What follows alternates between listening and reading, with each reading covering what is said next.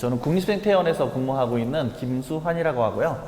제가 오늘 말씀드릴 내용은 생물 다양성과 생태계 위험성. 그래서 이게 외래 생물을 제가 그동안 계속 연구를 했거든요. 그래서 제가 연구했던 외래 생물에 대한 연구 사례를 중심으로 좀 말씀을 드리려고 하고요. 그리고 제가 지금 근무하고 있는 곳이 이제 국립생태원 습지센터라는 곳인데요. 저희 습지센터는 이 경남 이 창녕이라는 가까운 곳에 있어요. 우포늪 옆에 저희 습지센터가 위치하고 있고, 지금 저희 국립생태원은 센터하고는 또 다르게 다시 저희 본원이 따로 있거든요. 저희 본원은 충남 서천에 있습니다. 그래서 제가 말씀드릴 거는 일단은 저희 생태원을 잘 모르시는 분들이 많이 계실 것 같아 가지고요. 저희 생태원을 소개하는 영상을 하나 준비를 했고요. 다음에 생물 다양성이 왜 중요한지에 대해서 제가 간단하게 제가 설명을 드릴 거고, 다음에 얘들이 이렇게 왜 위험한지, 생태계가 어떻게 위험하고 그런 그 위험한 생태계들을 우리가 보호하기 하고 관리하기 위해서 우리는 어떤 일들을 하고 있는지에 대해서 설명을 드리는 순서로 하겠습니다. 그래서 선생님 혹시 이거 영상에 소리가 안 나오나요?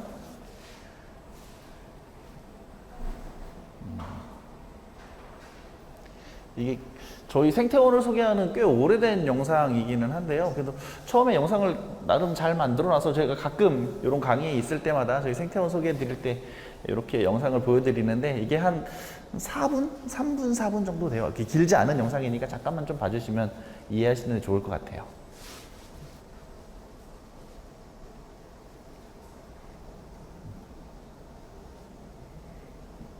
이게 막 소리도 나고 음악도 지금 뒤에 깔려 있는데 지금 소리가 나지 않으니까 조금 이상하네요. 지금 저희 생태원의 시그니처 중에 하나인 그 에코리움이라는 곳인데요. 세계 5대 기후관을 이렇게 볼 수 있게끔 해놓은 곳이고요. 생태원에서는 아주 굉장히 다양한 연구들을 하고 있어요. 그래서 저런 곳에서 이제 철새나 산새들에 대한 연구도 하고, 그다음에 생태계 서비스에 대한 연구들도 진행을 하고 있고, 그래서 숲이나 산림에 대한 연구들도 하고 있고요. 지금 저 장면처럼 오늘 저도 오전에 산에서 지금 한 5시간, 6시간을 헤매다가 왔거든요. 그래서 길을 잘못 들어서 막 헤매기도 하고, 산림에서 이렇게 헤매기도 하고, 이게 일을 하려면 저희는 이제 현장에서 계속 일을 하기 때문에, 그리고 이제 이렇게 실험실에서 이제 실험을 하시는 분들도 계시고, 이렇게 동물들을 관리하시는 그런 분들도 계십니다. 그래서 저희 생태원의 대표적인 그 관람 동물 중에 하나가 이제 펭귄이 있어요. 그래서 오시면은 이제 살아있는 펭귄을 직접 보실 수 있으시고요. 그리고 이제 저런 온실 시설들이 되어 있어서 뭐 열대 식물이나 뭐 온대 식물, 그리고 뭐 한대 식물들, 이런 것들이 잘 되어 있습니다. 이분은 아마 제인구달 선생님은 많이 아시실 것 같고, 뭐 저희 그 생태원에 이렇게 다양한 그런 그 세계 최고의 그 석학들이 다녀가시기도 하셨거든요.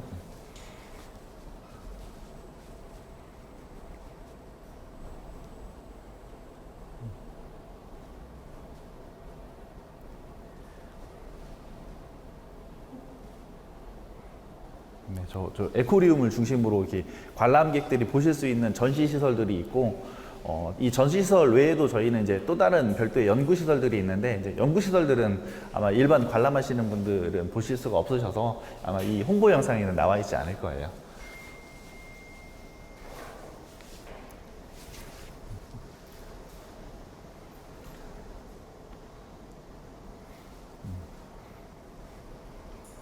저희가 전시만 하는 게 아니라 아이들 교육 역할도 같이 하고 있거든요. 그래서 이제 아이들이 생태 교육을 위한 다양한 그런 프로그램들을 운영을 하고 있습니다.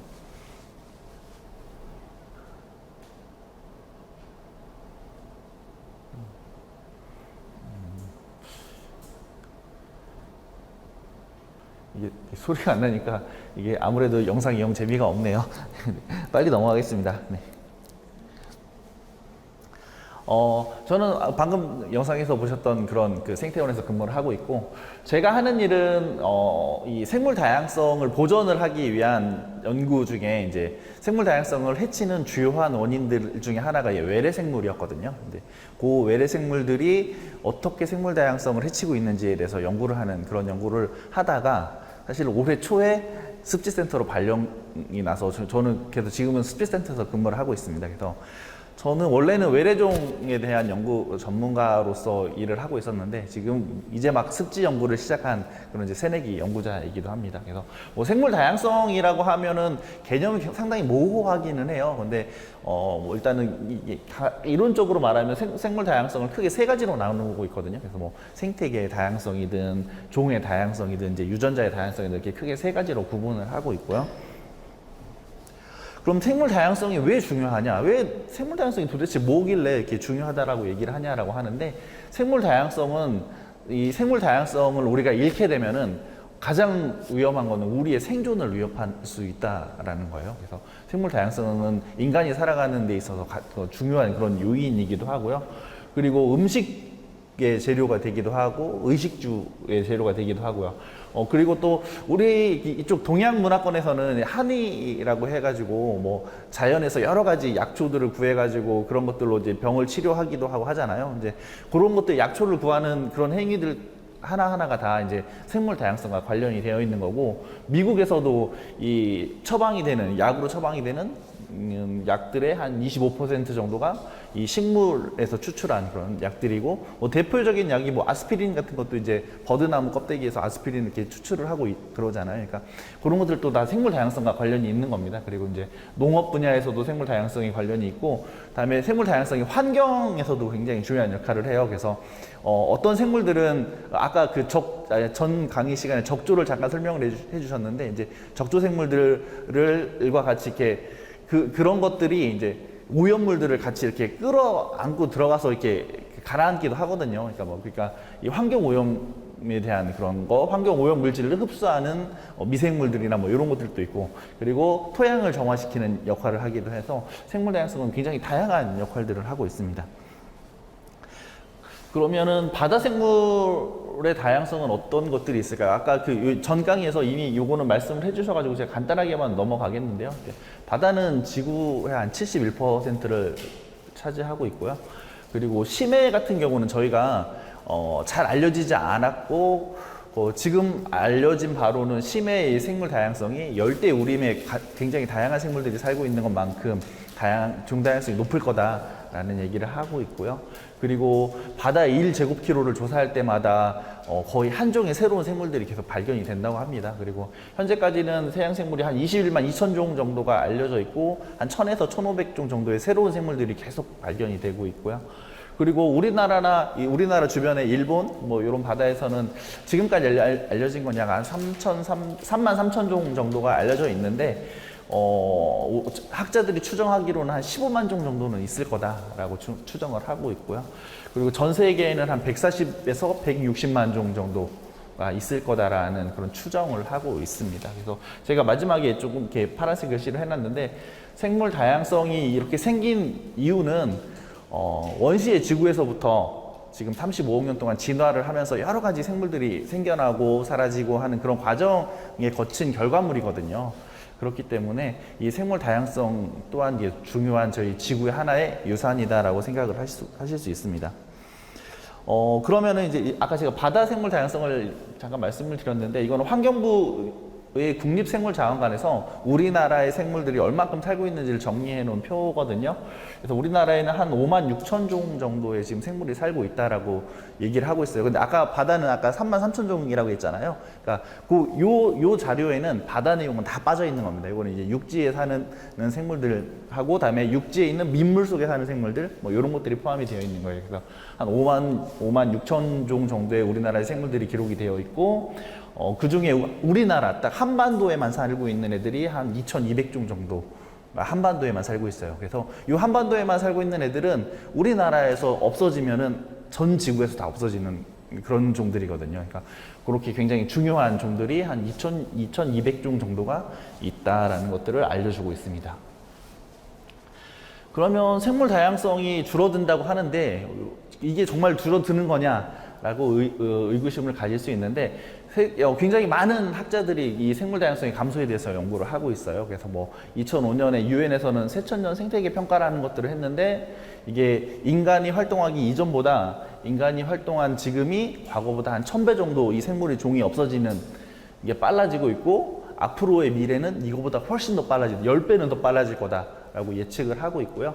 그다음에 WWF라는 곳에서는 지구생명 보고서라는 이 보고서를 매년 내고 있어요. 근데 이 보고서를 보면은 1970년부터 2018년까지 관찰된 생물종이 한 69%가 생물종의 풍부도가 한 69% 정도 감소했고, 뭐 지역적으로는 이제 라틴 아메리카, 남아메리카 지역에서 이 감소하는 폭이 크고요. 다음에 담수 생물들이 이 감소하는 폭이 또 굉장히 크다라고 보고를 하고 있습니다. 그리고 이제 해양수산부에서 발표한 자료에 보면은 연안이나 기후변화 등으로 해양생물 다양성이 많이 감소하고 있고, 그래서 지난 반세기 동안 뭐 상어나 가오리의 18종 중 71%가 감소를 했다라는 이 지구생명 보고서를 인용을 해서 보도자료를 내기도 했습니다.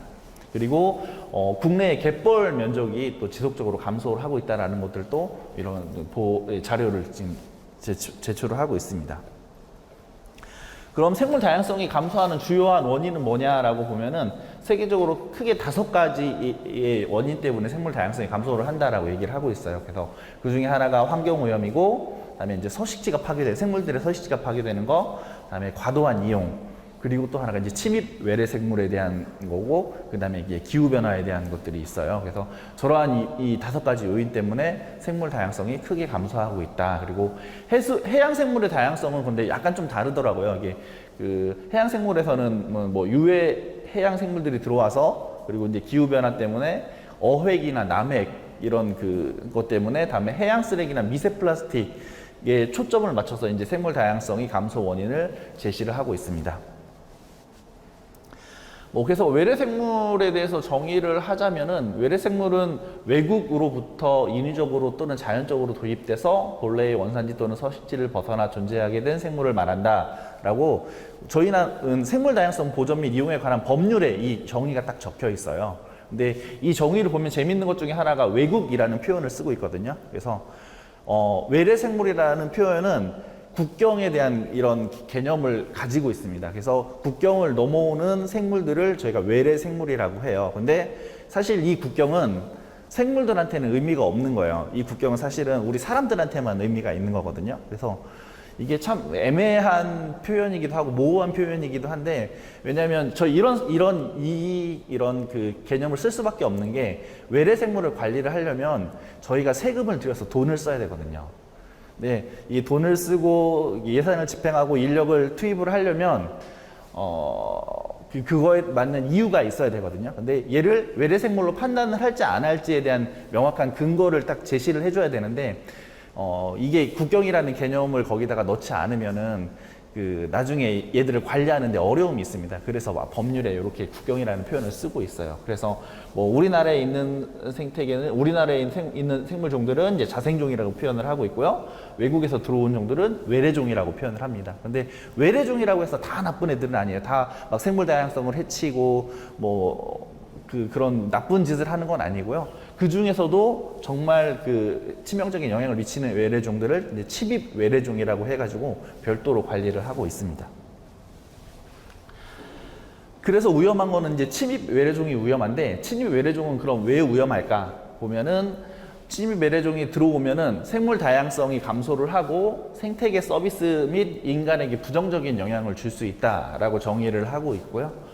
그리고 해양 생태계의 교란 우려가 있는 생물들은 해양 생태계의 변화를 가져올 수 있는 그런 생물들을 해양 생태계 교란 생물이라고 정의를 하고 있고, 유해 해양 생물은 사람의 생명이나 재산에 피해를 주는 그런 생물들을 또 해양에서는 유해 해양 생물이라고 얘기를 하고 있습니다.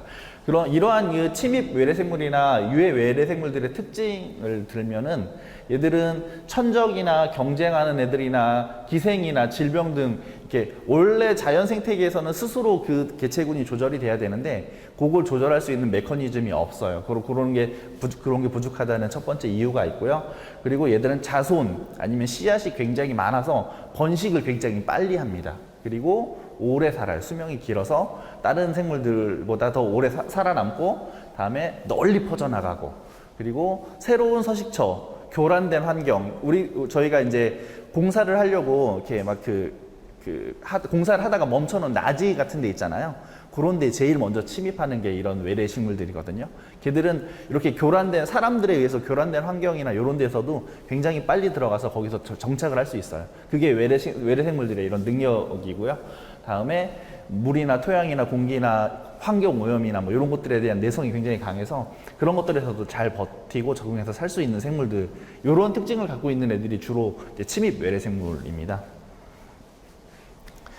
그러면 침입 외래 생물이 위험하다라고 했는데, 제가 이렇게 외래 생물에 대해서 강연을 많이 나가다 보면은 여러 이렇게 집단들한테 이렇게 얘기를 많이 해주거든요. 근데 그 중에서 이제 어린 친구들, 뭐 초등학생들, 요 친구들한테 이 외래 생물에 대해서 설명을 할 때 외래 생물이 왜 위험하냐라는 걸 얘기를 해줄 때 어떤 얘기를 해주냐면, 외래 생물들이 우리 나라에 살고 있는 토종 생물들을 막 잡아먹고 막 다른 생물들이 못 자라게 괴롭히고 막 요렇게 얘기를 하면은 초등학생들은 그래서 얘들이 나쁘구나라는 걸 굉장히 빠르게 이해를 해요. 근데 지금처럼 이렇게 이게 성인분들이 와 계신 자리에서는 요 얘기를 하면 가장 빠르게 인식을 합니다. 얘들은 경제적으로 피해를 많이 줘요.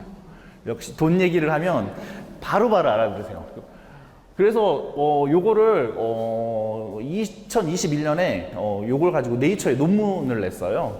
그래서 논문을 내서 봤더니 우리나라 돈으로 한 1년에 183조 원 정도가 외래 생물을 관리하는 데 쓰여지고 외래 생물로 인한 피해가 나타나고 있다라고 알려지고 있어요. 이때 기준으로 보면은 이게 2017년 기준이거든요. 근데 그때 우리나라 2017년 한국 정부 예산이 한 400조 정도 됐어요. 400조 정도면 우리나라 1년 예산의 한 45% 정도 되는 예산이 외래 생물에 의해서 이제 막 없어지고 있고 사라지고 있는 그런 겁니다. 이게 굉장히 큰 피해를 주는 거고요. 이게 근데 이 연구가 정말 무서운 게 뭐냐면, 이거는 이런 자료들이 수집이 잘 되어 있고 자료 정리가 잘 되어 있는 선진국에서만 제출한 자료들이에요. 근데 이런 외래 생물에 대한 문제는 기존의 선진국들은 이미 자기들은 다 잘 관리를 하고 있거든요. 근데 이런 걸 관리할 수 있는 여력이 좀 부족한 개발도상국들이나 아니면 좀 후진국들, 그런 곳들이 오히려 외래 생물에 대한 피해가 훨씬 더 큰데 그런 곳들에 대한 데이터가 들어가지 않은 겁니다. 그러니까 이거보다도 훨씬 더 큰 피해를 외래 생물이 미치고 있다라고 생각을 하시면 돼요. 그래서 혹시 붉은 불개미라는 개미를 혹시 들어보신 적이 있으신지 모르겠는데, 얘는 원래 우리나라에는 없는 애들이거든요. 보면은 저기 중남미가 원산인 애들이고, 이제 2000년대부터 이제 미국에 얘들이 들어가기 시작을 했고요. 지금은 저기 제가 맨 끝에 국내 부산항 등이라고 써놨죠. 우리나라에서도 일시적으로 발견이 됩니다. 근데 이 붉은 불개미가 가장 문제가 되는 지역이 어디냐면 중국이에요. 중국 남중국 쪽에서 여기 붉은 불개미들이 굉장히 많이 살고 있는데, 중국에서 들어오는 컨테이너 박스에 붉은 불개미들이 엄청 붙어 오거든요. 그렇게 들어온 컨테이너 박스가 여기 부산항이나 인천항이나 뭐 이런 데 이렇게 내려지면 그런 데서 얘들이 이제 우리나라로 이렇게 들어올 위험이 있어서 관리를 하는데, 붉은 불개미가 그럼 왜 위험하냐? 얘들은 쏩니다. 벌처럼 쏴요. 침이 있어가지고 사람들을 막 쏠 수 있거든요. 그래서 아이들이나 이 벌에도 사람들이 일부 과민 반응을 보이는 분들이 계시잖아요. 벌에만 쏘여도 쇼크사 하시는 분들도 계신데, 그런 것처럼 벌에 쏘이는 것 정도의 그런 아픔이 있는데요. 우리는 벌은 보통 한 마리가 우리를 딱 쏘고 도망가잖아요. 얘네는 수백, 수천 마리가 나와요.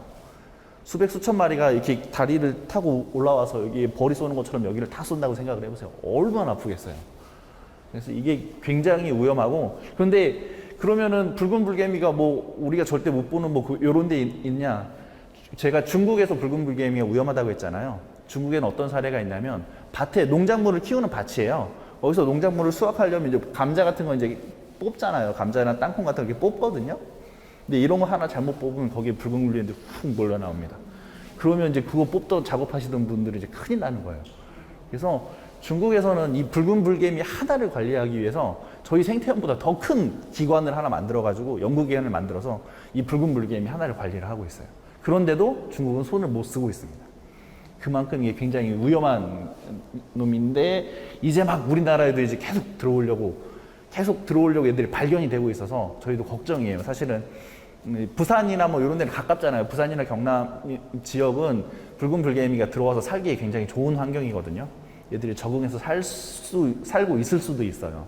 그러니까 그러면은 이제 우리나라도 이제 어디 뭐 옥수수 밭에서 이렇게 풀매다가 갑자기 막 이렇게 쏘이는 그런 일들이 발생할 수도 있기 때문에 저희가 굉장히 예의주시하고 있는 그런 생물이기도 합니다. 그리고 요거는 이제 이제 베스나 블루길이라고 하는 그 침입 외래종이 있는데 이제 소리가 나오네요. 얘들은 왜 문제가 되는지를 이렇게 말씀을 드릴게요. 이거는 접니다. 이게 제가 직접 들어가서 찍은 거예요.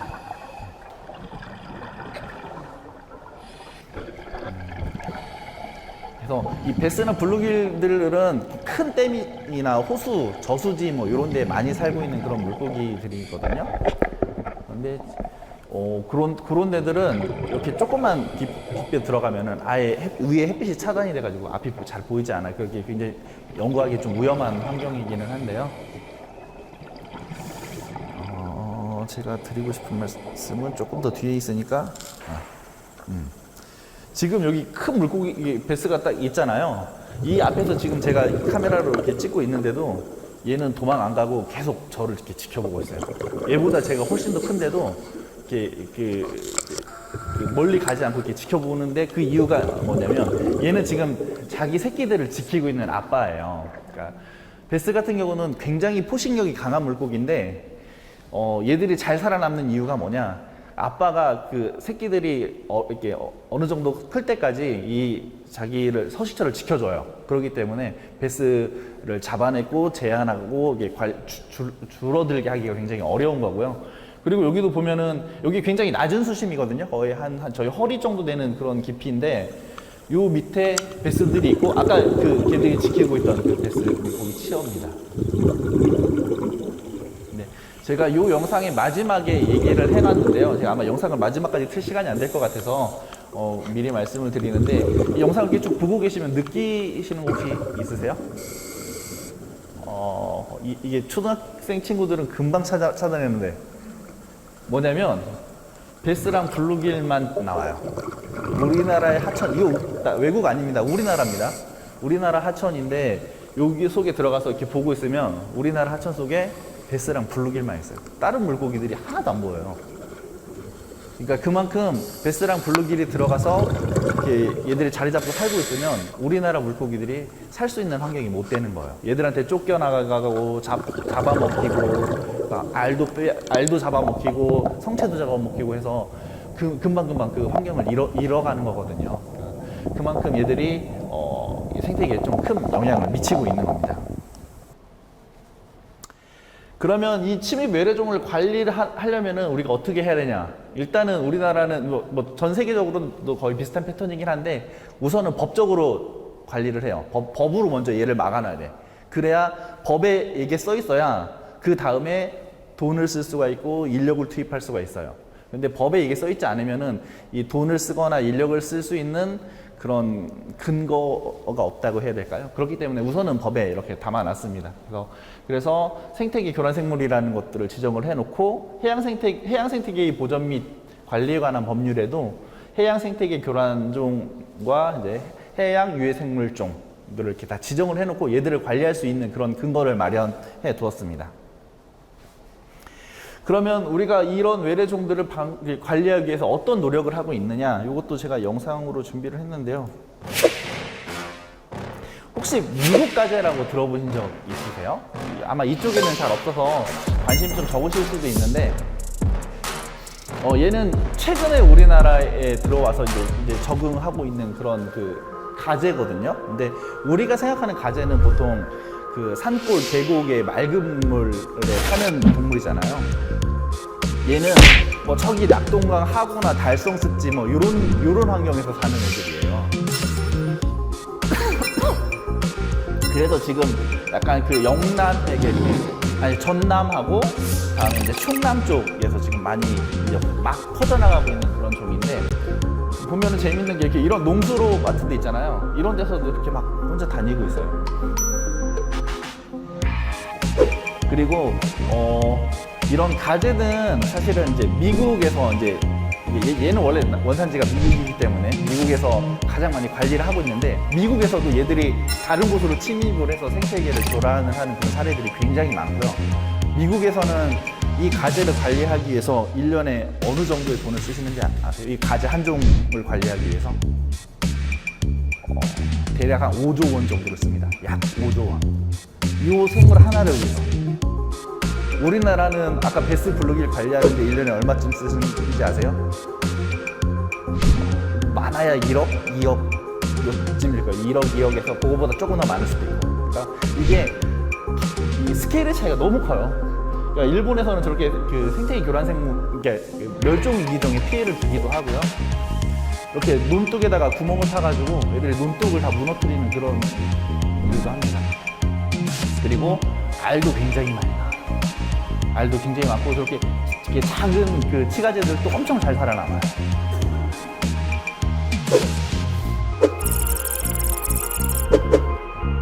그래도 소리가 나오니까 조금 더 보기가 좋네요.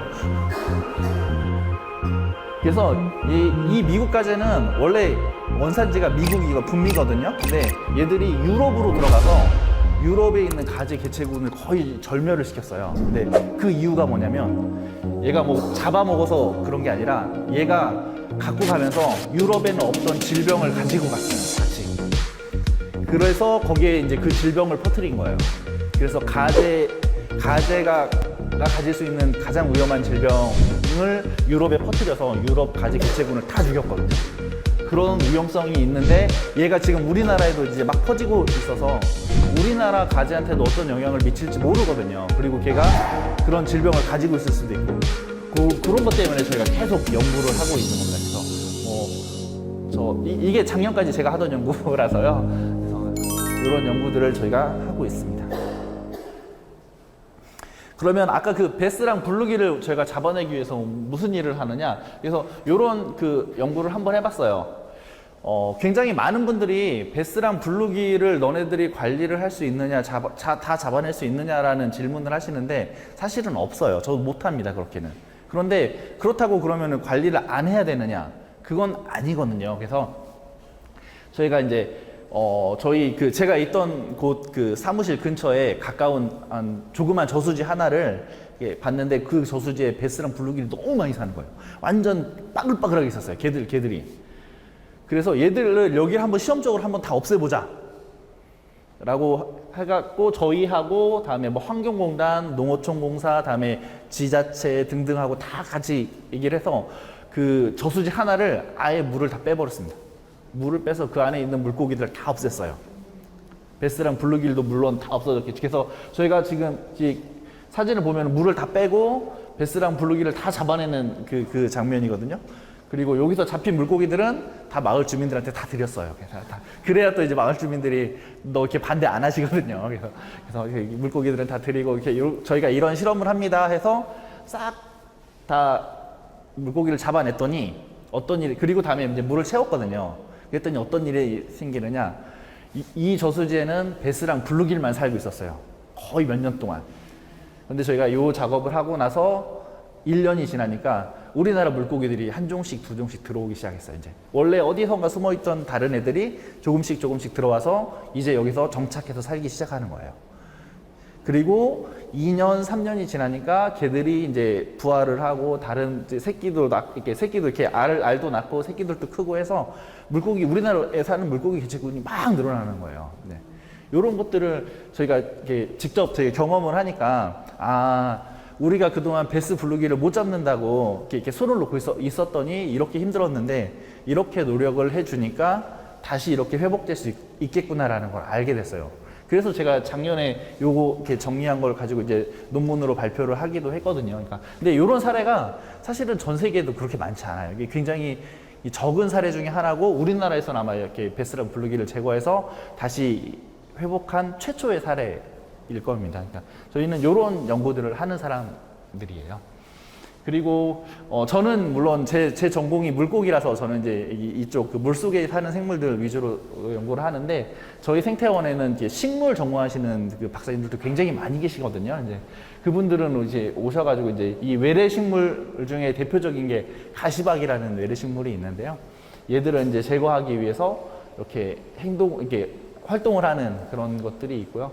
사실은 제주도, 저 맨 위에 사진을 보면 제주도 사진인데, 아직까지 제주도에는 가시박이 발견되지 않았었어요. 이게 작년 사례인가? 아마 작년 사례일 거예요. 작년까지 가시박이 없었는데 가시박이 있다라는 제보를 들은 거예요. 그래서 그럼 안 된다. 이 가시박이 들어가면은 거기 그 일대를 다 또 초토화시키니까 우리가 빨리 제거를 해야겠다. 그래서 조금 있을 때 가서 제주시하고 저희하고 뭐 지방청하고 여러 기관들이 와서 거기를 다 제거를 했어요. 그 땅속에 있는 그 땅속에 숨어 있는 씨앗까지 다 제거를 해서 딱 제거를 하고 나서 그 다음에 갔는데, 그렇게 제거를 했는데도 또 몇 개씩 또 나는 거예요. 그래서 또 다시 또 제가 제거를 해주고, 이렇게 지속적으로 계속 제거를 해줘야 이런 외래 식물, 특히 가시박 같은 애들을 관리를 할 수가 있거든요. 그래서 저희가 이런 그 제거 행사들도 계속 하고 있고요. 그리고 또 하나 재밌는 게 뭐냐면은, 우리나라에 이제 그 관상 생물이나 애완 생물에 대한 시장이 굉장히 많이 커지고 있어요. 그래서 보면은 뭐 펫 박람회 이런 것도 많이 하거든요. 그래서 제가 어렸을 때만 하더라도 애완동물 하면 개, 고양이밖에 없었는데, 요즘은 그렇지 않거든요. 애완동물 하면은 무슨 개코, 도마뱀부터 시작해서 무슨 뱀도 있고, 무슨 기니피그나 뭐 미어캣이나 뭐 이런 굉장히 다양한 생물들을 관상생물이나 애완생물로 저희가 키우고 있는데, 그게 이제 다 외국에서 수입을 해서 들어오는 종들이거든요. 그런데 그 이전까지는 그 수입해서 외래생물들을 들여올 때 우리한테 아무런 규제가 없었습니다. 근데 저희가 2019년부터 수입되는 외래생물들에 대한 것들을 이제 관리를 하기 시작했어요. 이 개들이 얘들을 이렇게 데려다가 키워요. 집에서 보면은 저희 아이들도 보면은 뭐 무슨 개구리가 키우고 싶다, 아니면 무슨 생물이 키우고 싶다 해서 데리고 오잖아요. 그래서 한 2, 3일을 애들이 열심히 막 보다가 한 일주일, 한 달 지나면 이제 소원해지잖아요. 그리고 얘들이 막 너무 크기도 하고, 그럼 관리가 잘 안 되면 어떻게 해요, 보통은? 이거 갔다가 이제 여기 가까운 공원에 이렇게 풀어주죠. 많이들 그러시잖아요. 근데 그렇게 하니까 이제 외래 생물들이 이제 많이 늘어나는 거거든요. 그러면 일단은 들어오는 것부터 막자. 우리가 그러니까 우리가 법적으로 관리할 수 있는 거는 일단 들어오는 것부터 막는 거다. 그래서 몰래 들어오는 것들부터 잡기 시작했어요. 그게 뭐냐면, 지금 저거는 첫 번째 사진 보면은 저 안에 이제 그 파충류들이 다 이렇게 있는 건데요. 저렇게 나는 파충류를 수입하겠다 하고 신고서를 딱 내거든요. 들어올 때. 그럼 저 안에 있는 파충류들은 다 신고가 돼 있는 애들이에요. 저렇게 그러면은 그래, 네가 요거 수입하기로 했으니까 요거인지 확인을 했어요. 근데 느낌이 이상해서 옆에를 딱 봤더니, 두 번째 사진 혹시 보이세요? 약간 박스가 옆에가 이렇게 살짝 열려 있는 것 같은 사진. 저 사진을 보시면 높이가 달라요. 바닥 높이가. 이렇게 비밀 공간을 만들어서 들여와요. 요거를 열어봤더니 요 밑에 뭔가가 또 있어요. 걔들을 봤더니 얘들은 신고가 안 된 애들이에요. 얘들을 가져오겠다고 얘기가 안 된 애들이에요. 이런 사례들이 엄청 많습니다. 이런 핸드캐리어 같은 거 있잖아요. 우리 비행기 탈 때 짐 붙이는 짐 따로 있고, 그 기내로 들고 탈 수 있는 짐이 있잖아요. 그 핸드캐리어 안에다가 조그만 그 독거미들, 이런 것들을 잔뜩 가져오시는 분들도 계시고요. 심지어는 이제 외국에서 이제 우편으로 보내기도 해요. 외국에서 자기가 그 필요한 것들을 이렇게 사가지고 우편으로 이렇게 보내는데, 뭐 거기에는 새 알 같은 거를 이렇게 사갖고 오시는 분들도 계시고, 그러니까 새 알 같은 거는 보면 아무것도 모르잖아요. 근데 얘가 잘 부화해서 새가 딱 나오잖아요. 그럼 하나에 50만 원, 100만 원에 팔릴 수 있는 그런 애들을 갖고 들어오는 거예요.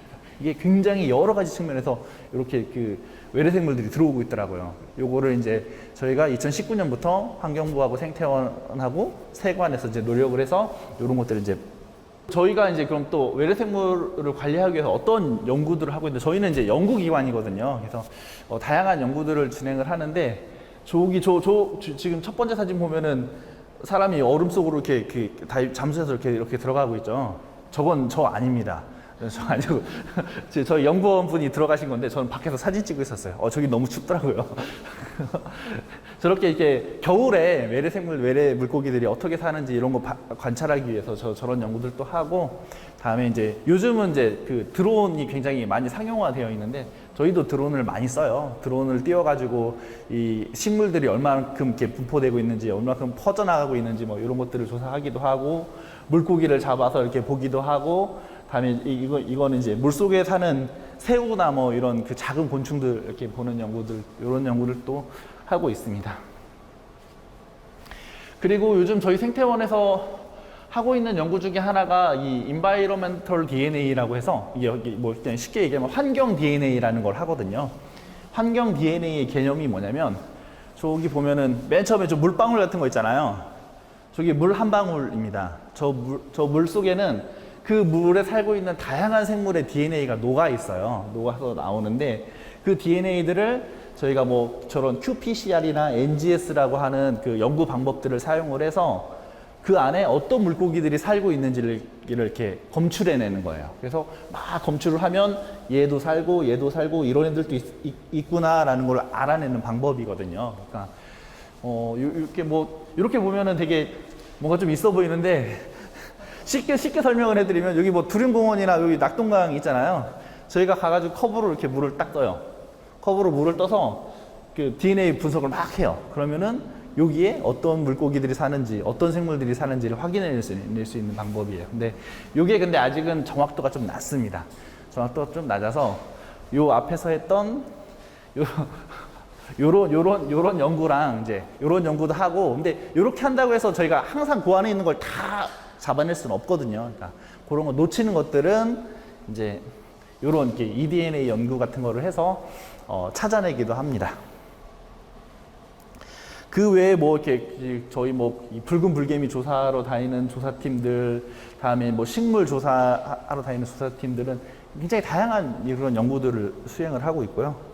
저희가 또 연구만 하는 게 아니라 이 연구를 또 발표를 해야 되잖아요. 우리는 어떤 연구들을 하고 있다라는 것들을 굉장히 다양한 그런 학술 자리에서 발표를 하기도 하고, 저희가 국제회의 같은 데에서도 활동을 하고 있어요. 그래서 저희 직원들이 나가가지고 이번 뭐 UN 회의 같은 데서는 어떠한 것들이 하고, 저 첫 번째 사진이 이제 생물다양성 협약 회의거든요. 저게 아마 23년도 회의일 거예요. 저희 직원들이 가가지고 저기서 생물다양성 협약에서 어떠한 것들이 논의되고 있는지 그런 것들을 분석을 하고, 어떻게 해야 이게 우리한테 유리하고 우리나라에 유리할지를 결정을 하는 그런 것들, 그런 회의를 하고 있는 거고요. 그리고 이제 뭐 여러 가지 다양한 국가의 연구자들하고 이제 이런 관계도 갖고 워크숍도 하고 학회에서 발표도 하고 하는 연구 활동들을 진행을 하고 있습니다. 우선은 제가 준비한 슬라이드는 여기까지고요.